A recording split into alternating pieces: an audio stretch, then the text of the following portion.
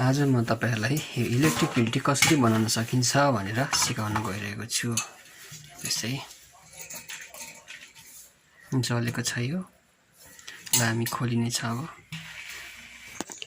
हामीले यसको स्क्रूहरु खोल्दै छौं।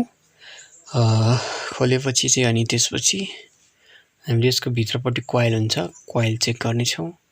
कोइल चाहिँ ठीक छ कि छैन, कुन गछ डल्लो गछ कि कोइल गछ मल्टिमिटरबाट चेक गरेपछि थाहा हुन्छ। त्यसले कन्टिन्युटी देखाउने काम गर्छ।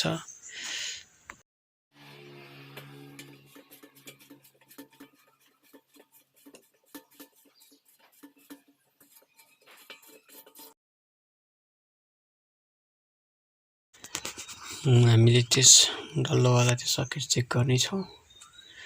त्यसपछि भित्रको पानी तताउने हिटर पनि चेक गर्ने छौं। यसरी मल्टिमिटरले दुईतिर राखेर चेक गर्नुपर्ने हुन्छ।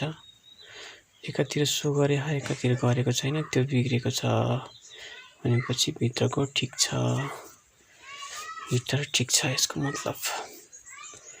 हिटर पनि अब त्यसरी नै हो, चेक गर्ने दुईतिर सो गर्नुपर्छ। दुईटा पोइन्ट हुन्छ, त्यो दुईटा पोइन्टमा चाहिँ सो गर्नुपर्ने हुन्छ। सो गरेको छ ठीक छ, तर सर्ट छैन, त सो गरेछ। यो ठीक छ। अब हामीले यो डल्लो मात्रै छुट्टै पाउँछ। यो डल्लो चाहिँ हामीले चेन्ज गर्न सक्छौं। त्यसमा हामीले अब डल्लो हाल्ने छौं।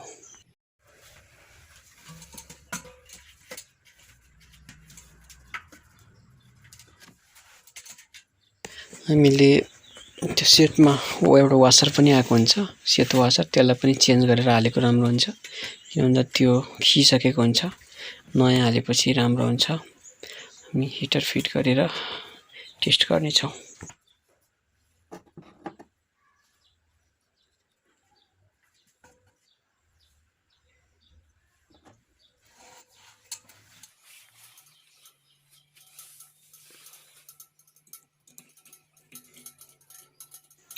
सबै स्क्रूहरु मज्जासँग टाइट गर्नुपर्ने हुन्छ, नत्र भने पानी लिक हुन सक्छ। मज्जासँग टाइट गरेपछि हामी सिद्ध बनाएर यसको ढक्कन लगाउने छौं। बाहिरबाट पुरै स्क्रू लगाएर ढक्कन लगाएपछि फेरि एकचोटी चेक गर्ने छौं कस्तो भयो कि भएन, सो गरे कि गरेन, कन्टिन्युटी सो गर्नुपर्ने हुन्छ।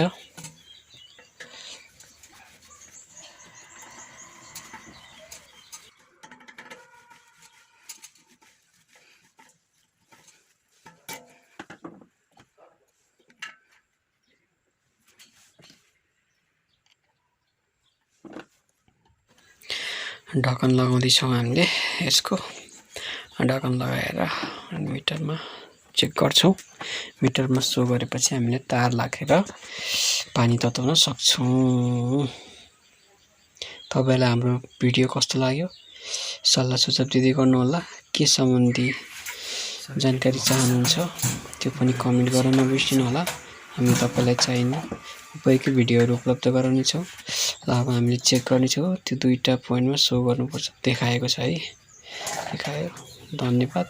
हेर्दिनु भयो, शेयर गर्नु होला।